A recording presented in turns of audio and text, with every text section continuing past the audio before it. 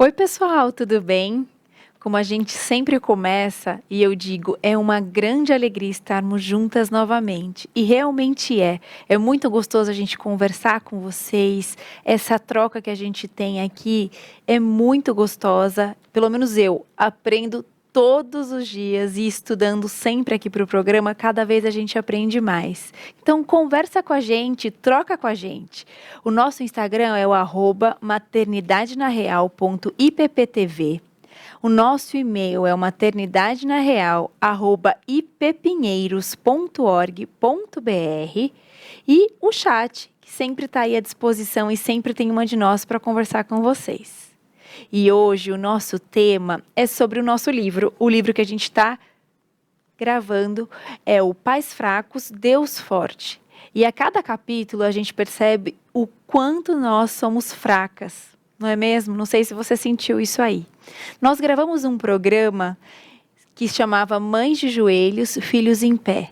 E o tema hoje do nosso livro é o Vá e Diga ao Seu Pai. Eu não sei se você assistiu esse vídeo que a gente gravou, mas lá fala tão claramente o quanto é importante a gente estar de joelho no nosso Pai, conversando sobre os nossos filhos e conversando também sobre a nossa vida, abrindo o nosso coração para Ele e falando tudo que a gente sente. Como é bom a gente ter alguém que escuta e cuida da nossa vida. Mas antes da gente entrar diretamente no nosso tema, eu quero chamar o nosso quadro Anota Aí, que hoje está muito especial. Pode rodar o quadro. Olá, eu sou Sueli Couto e a nossa dica de hoje é sobre esportes. O preparador físico Jai vai responder a pergunta: qualquer um pode praticar atividade física?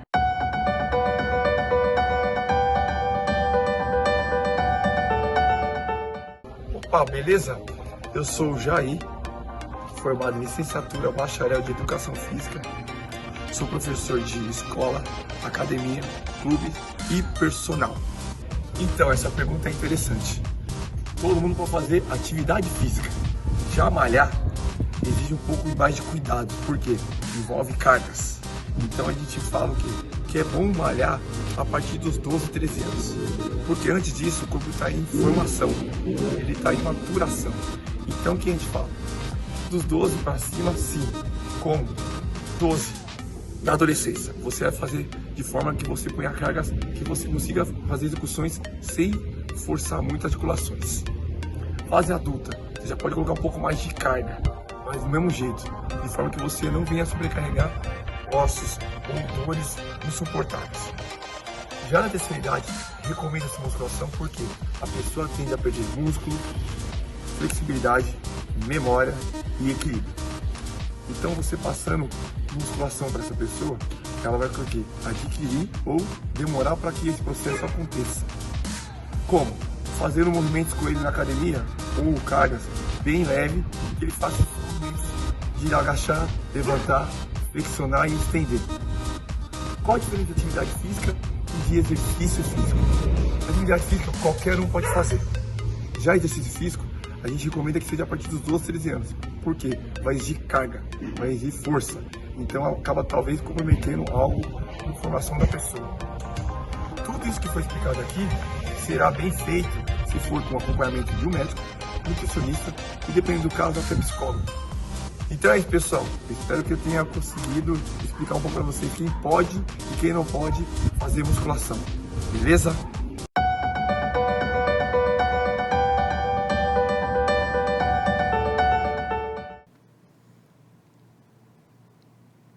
Obrigada, Su. Como é importante, a gente está falando aqui sobre conversar com Deus e cuidar da nossa mente, que é o que a gente vai falar, mas é tão importante cuidar do nosso corpo. Obrigada pelas dicas. Mas como eu estava falando, como é que está o seu relacionamento com Deus? Como é que está o seu relacionamento íntimo e verdadeiro? E para conversar um pouquinho mais sobre isso, estamos aqui hoje eu, Pati, B e Elza. E Elza, como é que a gente começa falando desse capítulo tão legal do livro que é o Vá e Diga ao Seu Pai? A gente começa assim, Lise, falando que nós gostamos tanto do livro que vocês viram, a Lise falou o nosso livro, né? Não é mais das autoras. Foi mesmo. Lise, o capítulo 8 e o livro todo, né, ele vem nessa crescente da nossa fraqueza para a força que há em Deus. E esse capítulo, ele foca muito no amor do Pai, né? Então, quando a gente pensa em amor, quem é amor? Deus é amor. E aí ele vai discorrendo e ele vai diretamente lá em 1 Coríntios 13, né? Do versículo 1 ao 8, onde fala sobre o amor. Eu anotei aqui para a gente conversar. Lá fala assim: eu poderia falar todas as línguas que são faladas na terra e até no céu. Se não tivesse amor, minhas palavras seriam como um som de um sino. Eu seria vazio no falar. Por vezes, eu como mãe, eu ficava dando uma de coach, uma de neurolinguística, uma de falar macio. Gente, não. Qual é a base para a gente falar com um filho, para a gente realmente educar o filho? É o amor. Não o amor que eu sinto por ele, o amor que eu recebi de Deus. É diferente esse amor, porque Deus me ama de um amor que eu estou aprendendo. Então, o meu amor, ele não é suficiente, né? O meu amor é condicional, o meu amor é irritado. Vocês sabem o resto de tudo que o nosso amor é, né, gente?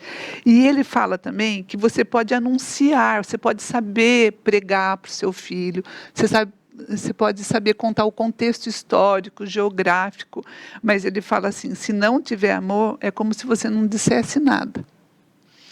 Depois, seguindo, né, 1 Coríntios 13, ele fala que você podia entregar tudo que você tinha, você podia até mudar uma montanha de lugar. Se você não tiver amor, nada disso adiantaria. E o que é o amor? E na descrição de 1 Coríntios 13, fala que o amor é paciente. Então, coisa que a gente, como mãe, né, a gente passa por uma irritação facinho. E ele fala, esse amor é paciente, ele é bondoso. Aí ele descreve o que o amor não é, né? O amor não é invejoso, ele não se vangloria, ele não se orgulha, não maltrata, não se ira facilmente, essa pega, né? Não guarda rancor. E ele fala que o amor se alegra, né? Com a justiça e com a verdade. Na verdade, ele não se alegra com a injustiça e se alegra com a verdade. Ele tudo sofre, tudo suporta, tudo crê. Mas a gente começa esse capítulo falando de um amor de Deus como um pai. E isso é importante quando a gente vai tratar os nossos filhos, a gente ter essa consciência de Deus como um pai que ama os seus filhos. Não é mais ou menos isso, Paty, que a gente estava conversando antes? É isso mesmo. E é legal, né, quando nós entramos no assunto do amor, que é uma coisa atemporal, que sempre existiu. O próprio Deus é o amor que tudo criou, que nos criou, que fez todas as coisas. E, ao mesmo tempo, quando eu li essa parte do livro, eu fiquei um pouco pensativa na questão do hoje, né? Onde o amor não é tratado mais como uma coisa essencial e é tratado como uma coisa até perigosa para as pessoas. Porque quando a Elza disse em 1 Coríntios, né, começou a discorrer tudo que o amor é, as pessoas elas não se importam mais umas com as outras, elas não amam umas às outras, as pessoas não têm mais paciência, a tolerância não existe mais, não é algo mais que se cogita em ter na vida. Então eu comecei a pensar assim, como é que com essa influência que o mundo tem sobre os nossos filhos, como é importante a gente esclarecer, a gente colocar assim as claras para eles, o quão importante ter esse Deus que é o amor, o quão importante é o amor estar ali presente na vida deles, né? Porque se você simplesmente começa, mas Deus é amor, e esse amor ele começa a ficar tão banalizado que vai virar um protocolo sem vida. É uma repetição de frase, até aquelas frases, desculpe os caminhoneiros, mas as frases de para-choque de caminhão, que viram uma coisa tão comum, tão... que não tem mais impacto sobre a vida da pessoa. E o cuidado com isso deve ser tão grande. Nós, como pais, sabe, de levar isso com cautela e com responsabilidade. na presença dos nossos filhos e demonstrar esse amor, que é um amor que transcende todo e qualquer entendimento, que transcende todo e qualquer amor que você já possa ter visto ou sentido, né? É algo que é uma responsabilidade muito grande, né? Porque não é esse amor romantizado, Exatamente. né? É o amor sacrificial.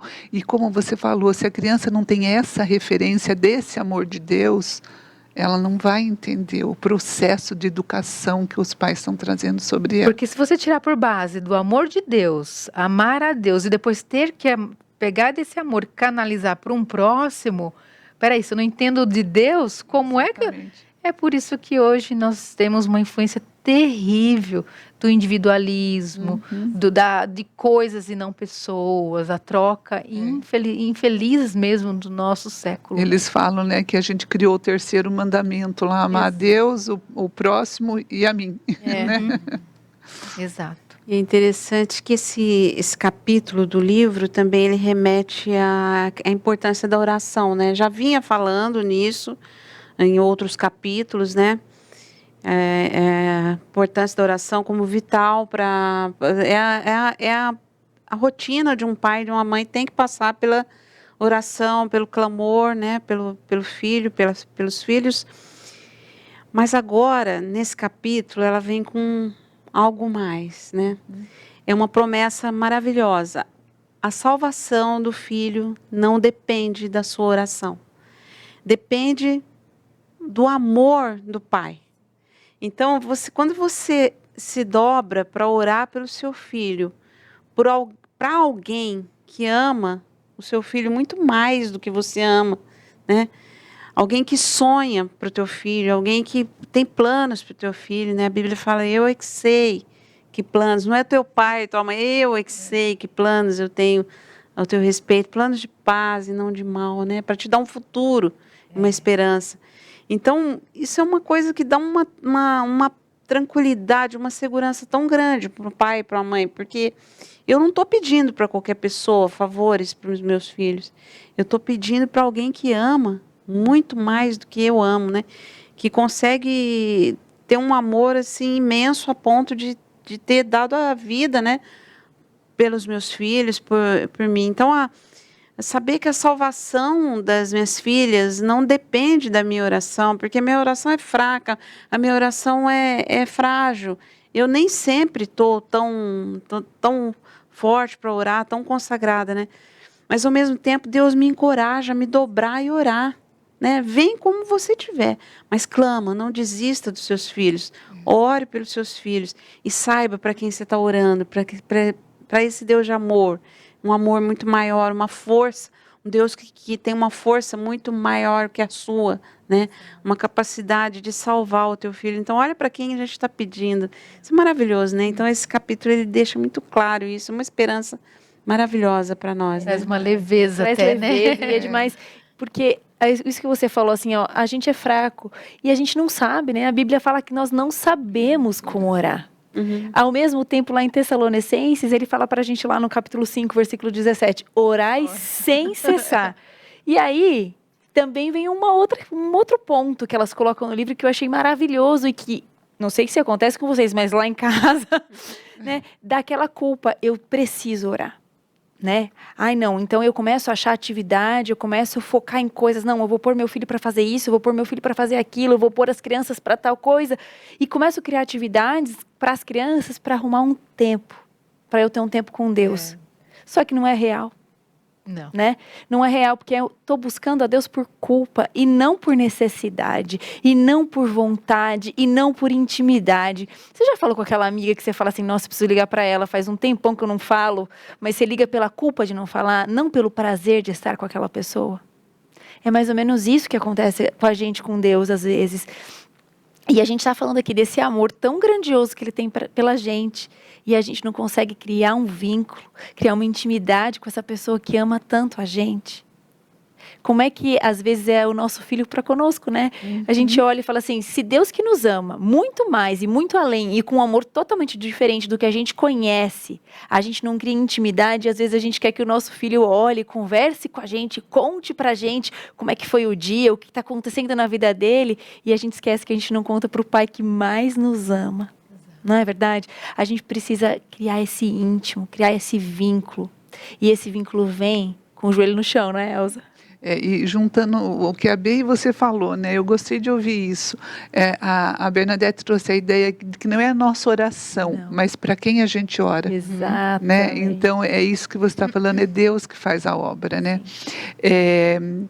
A culpa, porque como você falou, às vezes a gente, eu não orei, a gente vive querendo alguma coisa no sentido de fazer alguma coisa. No fundo, a gente acha que a nossa obra, o nosso movimento é que traz a graça do Senhor, né? A gente não entende que quem trouxe a graça foi Cristo e já trouxe. Né? Então é difícil para a gente viver nessa graça, porque a gente não tem essa intimidade, né? Esse entendimento. E a culpa nunca vai fazer que a gente faça alguma coisa verdadeiramente amorosa. Exato. Né? Porque no livro ele fala de uma tia que era rica, mas era muito mal-humorada. Né? Então, a criança tinha que ir na casa dessa tia para ganhar alguma coisa, mas ele não gostava de ir lá, porque a tia era bem mal-humorada, mas ela podia dar alguma coisa. E era diferente de ir na casa da avó, que tinha muita coisa lá também, podia não, né? Mas só que ela tinha prazer em dar. Tem um pensamento ali nesse capítulo que ele fala assim, que para a gente orar, a gente precisa estar com o coração cheio desse amor paternal por Deus. E é isso que você estava falando, né, Liz? Muitas vezes a gente não tem esse relacionamento com Deus e quer ensinar os nossos filhos a terem, né? A gente, quando vai orar, a gente ora em nome de Jesus. A gente ora ao nosso Pai e a gente precisa entender a grandiosidade que é a gente orar ao Senhor, não a nossa oração, mas está orando, está diante do Senhor, né? E que ali a Trindade é presente, né? Você só ora porque o Espírito Santo incita você a orar, ele leva a sua oração diante do trono de Deus, Jesus está lá para ser seu advogado, né? E Deus está lá querendo te abençoar. Uma vez eu tive na sala da Essência da Fé, a Cecília, esposa do Teruia, deu uma aula sobre a pessoa de Deus. Gente, eu estava ali como professora, mas foi o dia que eu aprendi tremendamente. Foi assim, ela falando que Deus deseja dar para a gente. Né? E muitas vezes, nas minhas angústias, eu entrava na presença de Deus achando que Ele não queria me dar. Parece que eu queria convencer Ele a ser bom para mim. Sabe, então você tem outra perspectiva sobre a oração nesse momento, né? Quando você entende lá, Efésios 1, que ele fala assim, Deus e Pai, que nos tem abençoado com toda a sorte de bênção espiritual nas regiões celestiais em Cristo. Ali eu entendi toda essa bênção, toda essa graça já está sobre a gente na pessoa de Cristo. Aí você consegue orar pelo seu filho. Né? Porque você está tendo esse momento de intimidade com o Pai. Então, para mim, foi um aprendizado saber que Deus já quer me abençoar, mais que isso, já me abençoou. Né? E o fato de eu estar ali em oração é onde eu tomo essa consciência. Né? Parece que a nossa fé é a mão que estende ali, que sai, né, repleta da graça de Deus. Ele também anota aqui que por vezes, a gente entra em oração achando que Deus está decepcionado com a gente, né? Ou que eu não fiz certo, ou que eu não fiz com a motivação correta, ou que eu estou criando meu filho de uma maneira que ele não gosta, ou estou aceitando coisas do meu filho. Gente, não é que Deus não está decepcionado com a gente. Deus nos conhece em profundidade, realmente Ele estaria se Ele olhasse só para a gente, mas Ele nos olha através da lente de Jesus. Né? Então Deus nos olha como Ele olha para Jesus. E aí o capítulo 8 fala de um Deus que é Pai, que manda o seu Filho para que Ele tenha mais filhos, e esses filhos somos nós, né? São os nossos filhos. E ele fala aqui que eu gostei dessa ideia. Os pedidos que a gente faz é em nome de Jesus. Então a gente não pede uma coisa no nome de alguém que não seja legítimo ao valor daquele nome. Eu achei isso tão lindo. Porque você não vai pedir, vamos supor, uma coisa errada no nome de alguém que é sério. Então, quando você ora ao Senhor em nome de Jesus, você está pedindo de acordo com aquilo que Jesus, com o Evangelho de Jesus, com a plataforma do reino de Jesus ali. É isso mesmo, Elza. E quando a Bê até falou que quando entra na parte da oração, a importância da oração, vocês já pararam para pensar ou já experimentaram? E quando a gente não está assim, não sei se a palavra ideal seria conformidade, né? Com o esperado de uma pessoa que já é alcançada pela graça, já tem um tempo de conhecimento da palavra de Deus, então espera-se que ela tenha uma vida de oração, né? E assim, uma vida que flua de oração, contínua, né? Mas muitas vezes nós nos pegamos diferente do que nós realmente somos, ou seja, ao invés de andar para frente, dar passos de avanço, ou estagnamos, ou voltamos alguns passos, né? Ou pior ainda, né, Pátia? A gente dá aquela de caranguejo, fica lá do Exato. lado e não avança, né? Não Repete a oração. Numa continuidade, um crescimento, né? Uma amplitude até da visão que poderia ter e acontece. Então, eu mesma, a começar em mim, tá? Eu tô trazendo esse exemplo porque a começar em mim. Quantas vezes eu me vejo assim rodando em círculos, igual uma barata tonta, que esse é a melhor forma de descrever. E aí, às vezes, eu penso, não, eu tenho que me arrumar aqui e consertar a minha vida aqui para depois eu ir lá e entrar na presença do Pai. E então, aí ele acho que vai me perdoar, porque quando eu entrar na presença dele e ele olhar assim que eu arrumei a minha vida e já tenho aqui um caderno novo para eu anotar as minhas orações e uma devocional nova que eu acabei de comprar ali na livraria, talvez ele me perdoe e a vida siga adiante. E não é assim, né? E nós somos os únicos que estagnamos, paramos e olhamos para trás. E a gente mal percebe como uma criança talvez tão inocente que o papai continua de mão dada com a gente. É a gente que afrouxou o laço da mão. Ele continua ali do lado. É a gente que distraiu o olhar para a borboleta que passou voando. É isso que acontece, né? E quantas vezes, né, nós esquecemos das 3 chaves do relacionamento, que nós já conversamos aqui em outros programas, que é a intimidade, você ter o respeito, porque o respeito é algo que vem assim automaticamente, é do pai para o filho, seja ele carnal ou espiritual, isso acontece, e você ter uma comunhão, porque é muito fácil, nós podemos ter uma comunhão, mas às vezes vai faltar os outros 2 itens. Eu não tenho talvez respeito por alguém que esteja tendo a comunhão e eu também não tenho esse relacionamento. Então, quando os 3 pontos se fecham, né, e você vê ali que existe o relacionamento com o pai, que você consegue voltar de novo a orar, mesmo que sejam 2 ou 3 palavras. É interessante a gente pensar na criança, né? A criança, ela ainda não sabe falar. Você fala, ela não sabe falar. Mas fala para mim um pai que não deseja ouvir aquele barulhinho inicial que a criança tentando falar uma palavra. E Deus é assim, a gente não sabe como orar.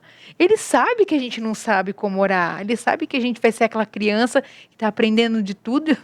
E até quando eu não sei te dizer, mas ele tem prazer em ouvir aquele jeito que você fala. Seja lá qual for o tipo, se vai sair a palavra completa, se vai ter concordância, não tem julgamento. É um julgamento diferente do que a gente está acostumado aqui na Terra. E o perfeito louvor é da boca daqueles que mamam leite, né? Daqueles. Então, é uma coisa assim que se você sair da caixa, daquelas formalidades, da lei, vamos hipocrisia mesmo, foge né? dessa lei, foge dessa formalidade, das regrinhas básicas e tenta viver o extraordinário do Senhor, que é isso que importa para Ele no A final. gente não consegue entender esse amor sem troca, né? A gente entende um amor totalmente diferente. Exato. A gente está acostumado a dar para receber. E Deus dá e não quer nada, Não. né? E aí virar essa chave e entender isso é muito difícil para É bem gente. difícil. E vocês, ouvindo a Paty falar, me remeteu lá em Gênesis, né? Quando Adão e Eva pecaram, eu acho bárbara a pergunta de Deus. Não é o que vocês fizeram, né? Não é Adão o que você fez, é onde você está. Você se afastou, Exato. você perdeu a intimidade, o relacionamento foi quebrado, né? Mas é isso, Liz, e veja a nossa dependência, gente, de Deus, porque nós estamos querendo aqui ensinar nossos filhos. E dizem que a maior expressão, uma das maiores expressões de que você ama alguém é você orar pela pessoa, Pela né? pessoa. E uma coisa que me chamou muita atenção lendo isso, eu já sabia disso, né? Mas isso foi muito forte para mim, é lembrar que Jesus orou por nós. Ele falou, na oração dele lá com os discípulos, ele falou, não estou orando só por vocês, mas eu estou orando também por aqueles que vão ainda crer em mim, né? E uma coisa também que me chamou muita atenção nesse capítulo do livro foi quando Paulo fala assim, por essa causa me coloco de joelhos diante do Pai. Aí você vai perguntar para Paulo, mas Paulo, você está orando aí pelos Efésios, que causa é essa que você está colocando? É que eles sejam melhores, mais bonzinhos, ou que eles tenham um vocabulário mais bonito, mais consagrado, ou que eles cumpram as regras? Não, ele fala assim, eu oro para que com as suas gloriosas riquezas, ele fortaleça vocês no íntimo de vocês, com o seu poder por meio do Espírito. Para que Cristo habite no coração de vocês, talvez esse devesse ser nossa oração. Eu oro para que Cristo habite no coração dos meus filhos, mediante a fé.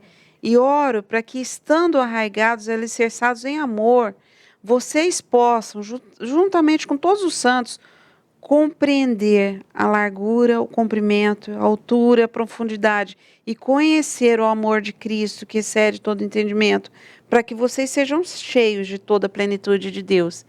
E eu aposto que Paulo, eu não tenho dúvida disso, que ele falou várias vezes as verdades do Evangelho para os Efésios. Sim. Mas ele sabia que só falar não ia adiantar, né? Só falar, eu quero falar do amor de Deus, mas só falar não adianta.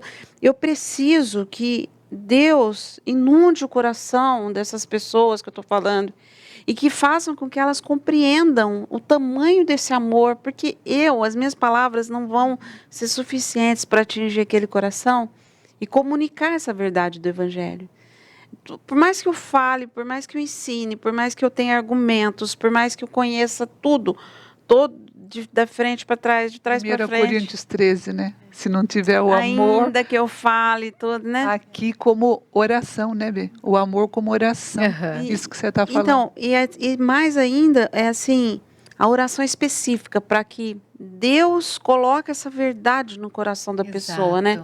Para que Deus faça ela compreender o tamanho desse amor.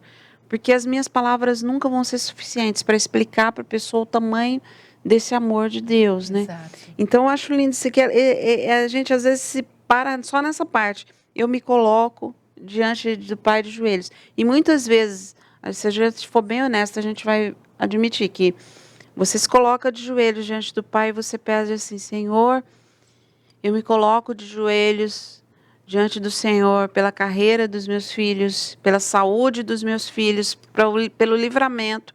Eles estão num mundo louco aí, eu quero que o Senhor livre de vícios. Paulo orava pelos Efésios coisas eternas. Exatamente. Eu quero que eles compreendam o tamanho desse amor. Porque se eles compreenderem o tamanho desse amor, e se essa mensagem entrar no coração deles e estiver lá arraigada do jeito que ele ora aqui, né? Ele orava de joelhos, com muita intensidade.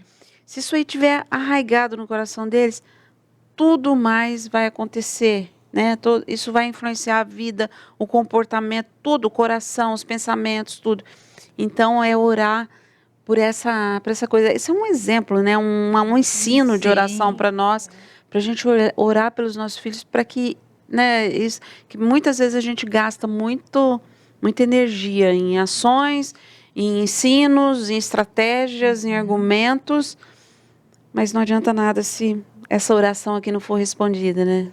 É porque quando elas pegaram a oração de Paulo, né, para ser o nosso exemplo de oração, e eu nunca tinha olhado para a oração de Paulo como uma oração por filhos, né? E eram filhos dele, filhos espirituais, né? E a gente entende como ele olha para Deus, entendendo quem ele é, um miserável pecador, desesperado pela graça de Cristo. A verdade é que a gente não se coloca nessa posição. Muitas das vezes, e eu estou falando por mim, a gente acha que a gente está ali. Eu estou cumprindo as regras, eu sou uma pessoa boa, eu faço bem. E a gente começa a olhar para a gente e esquece que aqueles pecados que a gente faz todos os dias são pecados. Né? Aquele livro Pecados Intocáveis fala muito disso, né? Dos pecados dos nossos dia a dia. E a gente acaba considerando o ladrão, o assassino, aquela pessoa que cometeu, enfim, adultério. E a gente esquece que nós somos miseráveis pecadores em todo tempo. A gente só vai deixar de ser isso lá no céu, com a graça de Deus. E que esse dia chegue logo. Mas, porque se a gente não entende o nosso papel e quão desesperados nós temos que ser pelo amor de Cristo, por quem nós somos, a gente não consegue realmente entrar na presença dele da maneira como a gente deveria. Agora, ele também falava, ele chamava muita atenção para o pecado, mas ele falava, eu sei que quem começou a boa obra em vocês vai completar. Ele encorajava, né? Ele não usava essa verdade do pecado para pisar na cabeça das pessoas, não. Ia para baixo.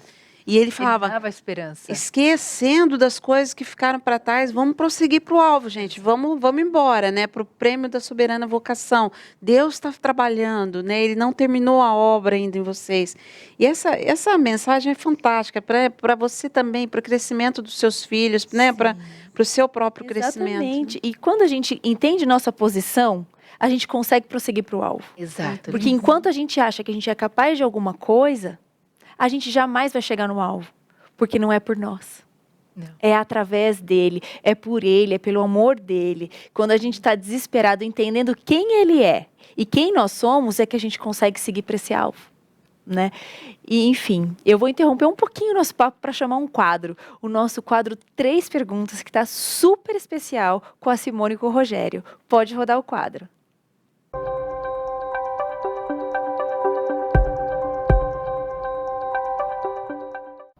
Oi, eu sou a Simone. Sou o Rogério, nós temos 3 filhos.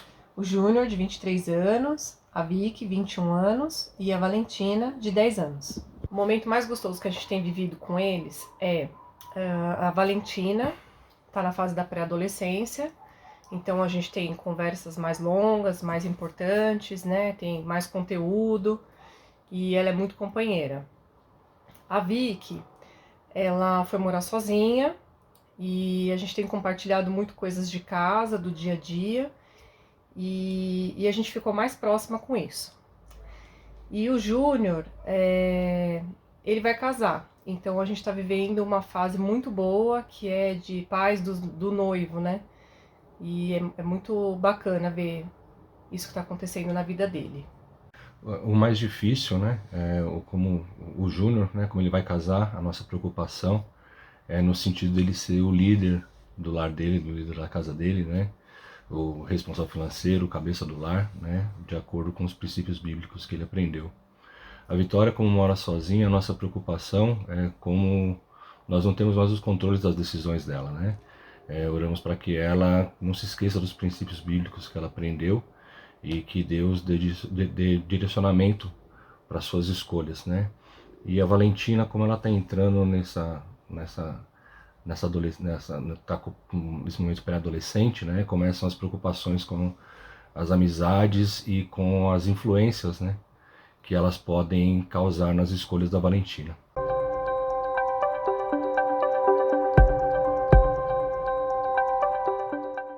Obrigada, Si. Obrigada, Rogério.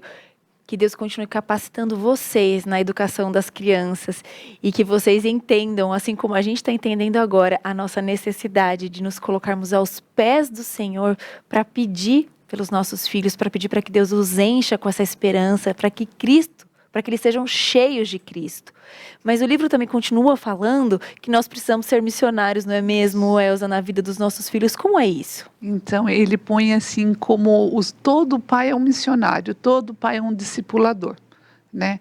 E ele fala da necessidade de você tanto falar do amor de Deus, porque a criança precisa entender esse amor, como também da lei, né? Que tem a maneira de a gente apresentar para as nossas crianças a palavra de Deus. E ele fala que quando a gente apresenta a lei, é para a gente mostrar que eles precisam de salvação. Que senão se eles não verem isso que a gente, o adulto, consegue ver, mas a criança também consegue ver o que é errado. Deus também pôs no coração da criança o certo e o errado, né? Ele sabe. Qual é a prova que uma criança pequena sabe que uma coisa é errada? Que ela faz escondida, né? Ela faz escondida. Então, você precisa mostrar para ela a necessidade que ela tem de salvação e você apresentar o Salvador para ela. Paulo, né, também era um missionário. Ele não teve filhos, mas ele teve os filhos espirituais. Então, ele cuidava das igrejas, né, que ele tinha fundado, como se cuida de filhos. E, gente, essa parte do livro assim, foi tão bonita para mim, porque ela mostra como que a gente entra em oração. Eu queria saber, você que está nos ouvindo, como que você entra em oração, né? Mas assim, deve ser mais ou menos como a gente está conversando aqui, ai Senhor, eu estou precisando disso, olha meu filho, olha, está acontecendo isso. E Paulo, nisso que você leu, né, Bê? Ele entra, eu quero orar assim daqui para frente, ele entra com gratidão por aquelas pessoas. Independente se elas estavam certas ou erradas, ou obedientes, ele entra na presença de Deus agradecendo por aquelas pessoas. Ele entra na presença do Senhor com ações de graças ao Senhor por aquelas pessoas, né? E ele, numa das passagens, ele declara o anseio que ele tinha de estar com elas, né? Então, é a prova que ele as amava. E eu achei bonito, porque Paulo, ele ora no sentido para a gente... pelo que a Bernadette leu, eu não vou lembrar agora, mas a ideia é, Senhor, me ensine a amar essas pessoas pelas quais eu estou orando do jeito que o Senhor as ama. Me ajude a olhar para essas pessoas como o Senhor as vê.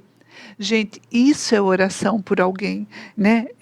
Porque a Bernadette começou a falar, eu até fui lembrando um filme aqui na minha cabeça. Eu lembro um dia, gente, eu orava acho que já há uns 5, 6 anos por alguém. E um dia eu indo trabalhar, orando no carro por aquela pessoa, como se o Espírito Santo falasse assim comigo, olha, você tem orado por essa pessoa só para a sua vida ficar mais confortável. Porque quando essa pessoa se converter, fizer tudo isso que você anda me pedindo, a sua vida vai ficar mais prática, mais fácil. Como se Deus falasse assim, você nunca orou pela alma dessa pessoa. E é isso que você falou, né, Bê? A gente ora pelos cuidados, pela profissão, pela saúde, pelas coisas erradas que estão fazendo e a gente está discordando, ou pelos momentos de ira, ou porque não tem orado muito, mas a gente nunca faz como Paulo aqui, intercede pela alma daquela pessoa. A gente pedir pelo peso eterno que aquela pessoa tem, e o valor dela é o peso eterno, é a alma, né? Então, a gente precisa do Espírito Santo para orar, porque entrar na presença do Senhor. É uma tendência, Elza, é uma tendência a gente tentar orar mais por coisas tangíveis do que intangíveis, visíveis do que invisíveis. Mas você falando uma tendência assim, humana. Você falando assim fica até bonito, mas na verdade é orar por coisas que eu quero. Exato. Por coisas, não pelo reino, mas pelo meu. Pelo meu reino. Trono, né? Para que o meu trono fique mais fácil. Meu reino fique mais fácil aqui, né? A gente esquece que não é nosso. E ainda sai orgulhoso que orou, né? Não, fiz minha parte. Olha, pronto, próximo. Né? Exatamente. E como você disse, que Paulo, ele sempre começava as cartas dele agradecendo, né? Ele tinha toda a autoridade para sentar a lenha. Não, ele agradecia. Obrigada a vocês obrigado vocês por isso e aquilo. E ele orava com 2 pilares muito interessantes, para que eles tivessem boa conduta. Mas aqui na boa conduta, não é para que eles fossem bons. A comparação que eu queria deixar aqui é assim, já recebeu um carrinho de controle remoto, seu filho acabou de ganhar de presente? Ele é de controle remoto, então você espera que você coloque a pilha, ligue e ele funcione, né? Então, você esperar que a pessoa seja boa, você colocou a pilha e às vezes você ligou e ele não funcionou. Então, mas ele é um carrinho bom, mas ele não funcionou. Ele não fez o que ele foi desenvolvido para apresentar, para dar o resultado. Então, quando você pensa, orava para ter boa conduta, para serem bons? Não, para fazerem o bem, para estenderem o braço e abrirem as mãos. Fazerem, irem além. É colocar a pilha, é ligar o carrinho e o carrinho fazer a funcionalidade para que ele foi projetado para ter. Orava pelo fruto, né? Pelo do coração fruto, convertido. para que a pessoa saísse da inércia. Isso. Porque, ele é tão bom, e daí? Não faz nada. Né? Não sai, não dá o primeiro passo, não age. Servir, né? Não serve, né? E o segundo pilar, que era para que eles tivessem a graça no sentido da generosidade. É o amar além do comum, porque eu amo ele, tá? Legal. Ele é legal. Eu amo ele. É uma pessoa muito, muito afetuosa, amo mesmo. Não, eu amo ele nem sabe que eu amo ele. Eu vou estar lá porque ele precisa de mim, seja lá por qual necessidade que for, ou material ou imaterial, mas eu vou estar lá. É demonstrar a generosidade. Então, quando Paulo fazia essas 2 bases de oração, era para que o corpo mesmo, o corpo, a igreja de Cristo, sentisse a dor no couro cabeludo ou na ponta do pé e todo o corpo estivesse envolvido nessa dor. E não simplesmente quase que perdendo sua função, ou necrosando, né? Ele tá ali, tá bom, é um dedo. Ok, tá quase necrosando, ninguém mais está sentindo, ele vai ser perdido. Não é essa a ideia, né? É uma ideia do todo, do corpo, da comunhão, do fazer sem esperar nada em troca, que é o mais difícil, né? Se for colocar na ponta do lápis. Uma coisa que me chama atenção também nas orações de Paulo é que elas eram carregadas da confiança, elas tinham como base a confiança que ele tinha em Deus, na ação de Deus na vida das pessoas, né? Então, ele jamais desconfiava que Deus pudesse não estar trabalhando na vida daquelas pessoas, né? Então, por isso que ele dava graças, né? Ele dava graças pelas pessoas, não porque elas eram perfeitas, nem nada, porque Deus estava trabalhando na vida delas, né? E isso ajuda a gente, essa certeza de que Deus está trabalhando, ajuda a gente também reformular as orações, né, as nossas orações. Talvez eu devesse agradecer mais, porque esse filho, essa filha foi confiado a mim, né? Isso que fala no livro. Poxa, gente, que milagre! Deus confiou a mim a educação dessas crianças. Deus deixou eu cuidar, né, dos filhos dele. De quem é dele, né, de quem ele ama. Então, isso embasava muito as orações de Paulo, né? Fazia toda a diferença, porque Paulo orava com confiança, né, sabendo que Deus estava trabalhando, né? Eu tive uma experiência há um tempo atrás de uma amiga que me procurou e ela sentia que a filha dela estava muito distante, elas quase não se falavam, né? A menina ficava muito tempo no quarto, né? Aliás, nós nos tornamos amigas por causa desse problema. A gente foi apresentado mais ou menos por causa desse problema e ela abriu comigo esse problema e a gente começou a falar sobre isso. E eu não conhecia muito bem a menina, mas eu comecei a fazer perguntas para ela sobre a menina, né? Como que é essa menina, né? Ela é bonita? Eu não conheço. Ela é muito bonita. Vou te mostrar uma foto. Ela está estudando? Tá, ela está fazendo faculdade. Ela sabe da Bíblia? Sabe da Bíblia. Então, ela foi me fazendo... Eu tenho uma admiração por aquela menina e um carinho muito grande, porque a menina... reunia um monte de coisas boas que Deus já tinha feito na vida dela. Ela, falei, poxa, uma menina tão especial, não é verdade, né? E ela falou assim, poxa, agora eu listando aqui com você, eu descobri que a minha filha é realmente uma menina que Deus está cuidando, Deus está fazendo uma coisa tão linda nela, né? Eu falei, vamos mostrar isso para ela, né? Como Deus está fazendo isso para ela? Eu falei, mas não sei como fazer, que a gente está assim meio sem se falar, está meio distante. Eu falei, começa a deixar algum bilhete ou alguma mensagem, né? Ou vamos orar mais por ela, né? Para que Deus mostre para ela também o que Deus está fazendo por ela. E Deus fez um milagre naquele relacionamento. Porque estava tendo muita cobrança e os olhos estavam vendados para tudo aquilo que já tinha acontecido, né? Tem uma história na Bíblia que eu gosto muito, que é a história de Ruth, né? Que é aquela parte onde Noemi volta, né, para depois de passar por várias coisas ruins, ela volta e fala assim, não me chama mais assim, me chame Mara. O Todo-Poderoso pesou a mão sobre mim. Mas do lado dela tinha uma nora que acompanhando ela, sabe? Ficou firme até o fim. Que ficou firme, sabe? Os olhos estavam vendados e nós fazemos muito isso. A gente tem que se vigiar e orar como Paulo, né? Confiados que Deus está fazendo a obra dele, Deus está fazendo coisas. Por que os meus olhos estão se fechando para isso? Por que o meu coração está se fechando para aquilo que Deus já está fazendo, né? Quando eu olho para as minhas filhas, eu vejo que Deus faz coisas na vida delas, Deus está preservando, Deus está dando oportunidades para elas ouvirem das coisas dele. Então, por que eu ficaria só lamentando? Eu tenho que gastar tempo na minha oração agradecendo por tudo isso que Deus está fazendo, né?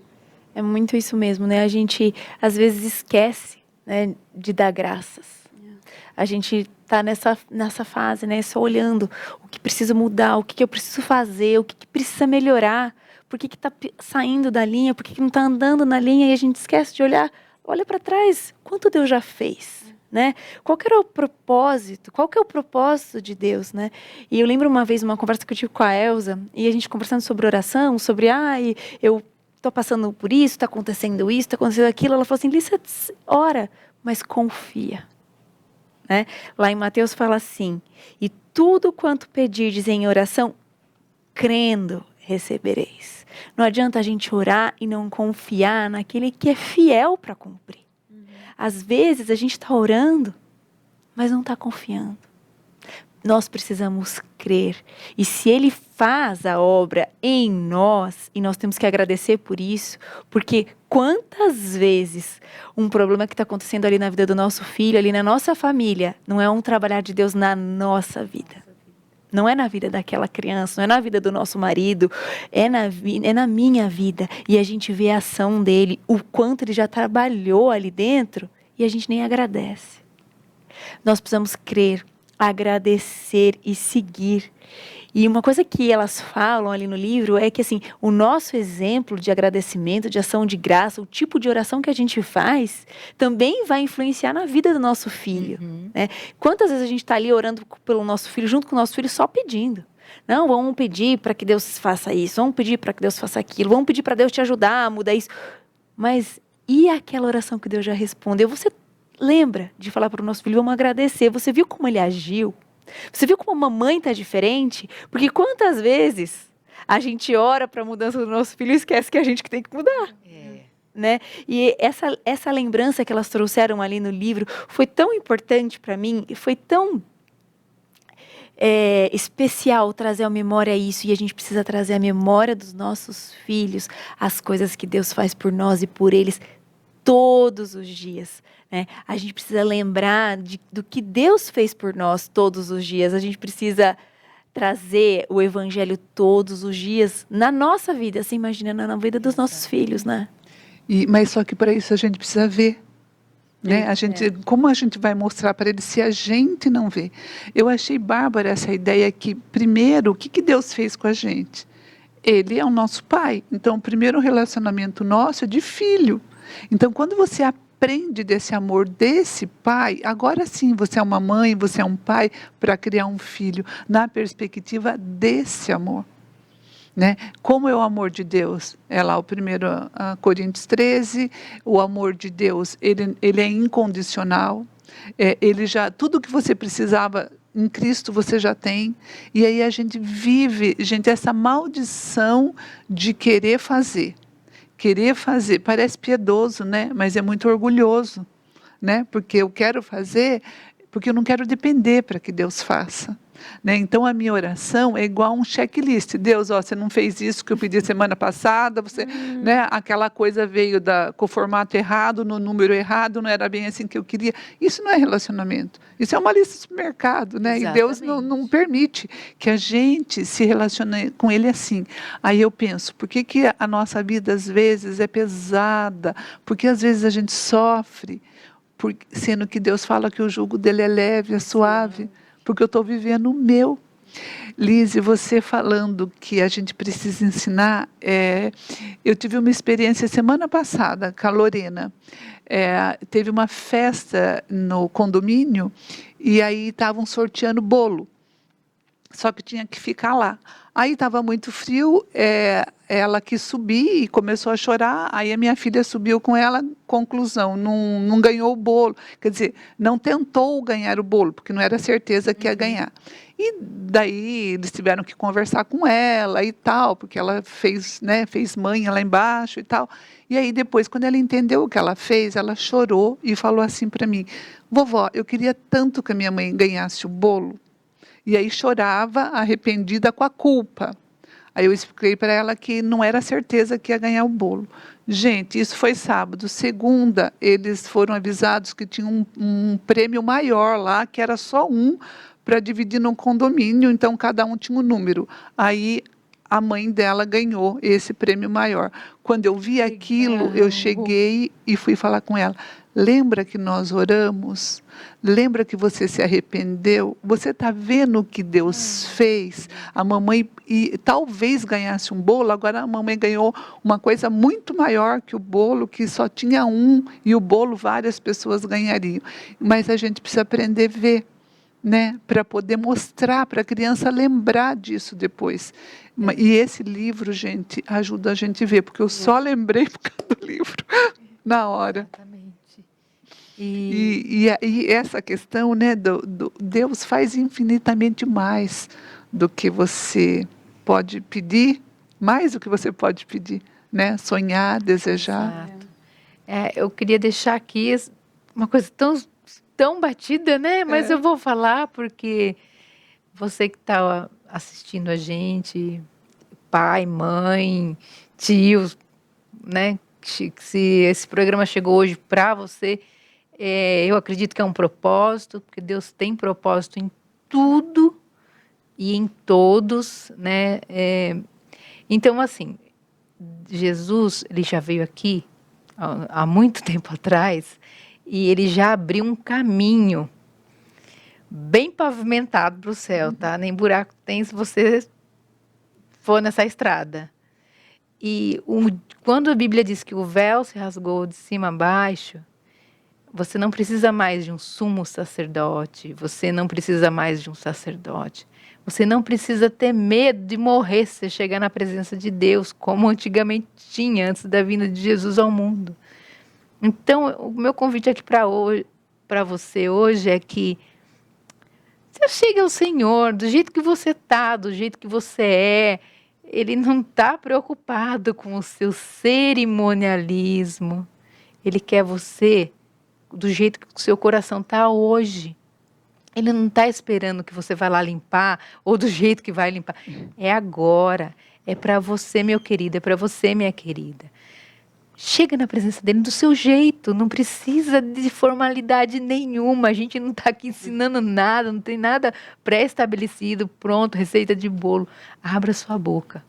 Fale da sua vida. Fale do seu coração. Fale do seu filho. Fale da sua família, do seu marido. Fale daquele relacionamento quebrado. Conversa com ele. Ele é um pai que se achega a você de uma forma tão sobrenatural, tão amorosa, né? Que hoje o tema é o amor.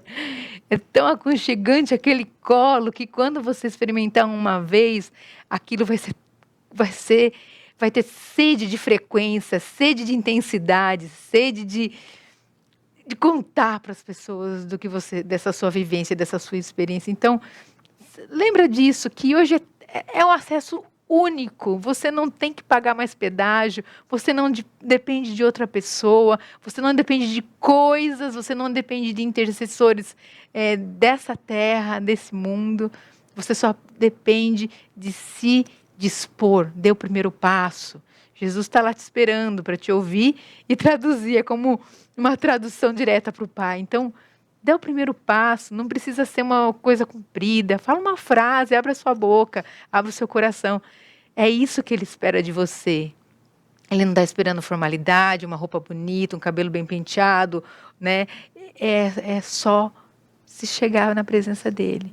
E essa liberdade, esse acesso, essa maravilha que nós temos hoje não pode ser negada, não pode ser esquecida, não pode ser abandonada. Pelo contrário, ela tem que ser usada, experimentada com tudo que nós temos. Se você está hoje um caco, tudo que você tem é um pedaço do caco, segura firme e vai. Entrega o caco, né? Entrega o caco. E a Bíblia fala lá em 2 Coríntios 12, nos versículos 8 e 9... 3 vezes roguei ao Senhor que o tirasse de mim. E aqui Paulo está falando do espinho na carne. Mas ele me disse: a minha graça é suficiente a você, pois o meu poder se aperfeiçoa na fraqueza. Portanto, eu me gloriarei ainda mais alegremente nas minhas fraquezas, para que o poder de Cristo repouse em mim. E que graça! Não dá para a gente terminar esse programa sem lembrar que nós já temos Cristo, o que a Paty falou. Sem lembrar que há graça para nós, que não há nada que a gente possa fazer para merecer esse amor. Mas nós já recebemos. Descansem nisso. Há um belo lugar na graça de Deus para a maternidade. Se acheguem ao Pai. Peçam a Ele. Vá e diga ao seu Pai. Esse é o capítulo 8. Um super beijo. Até o próximo programa. Tchau, pessoal. Tchau, pessoal.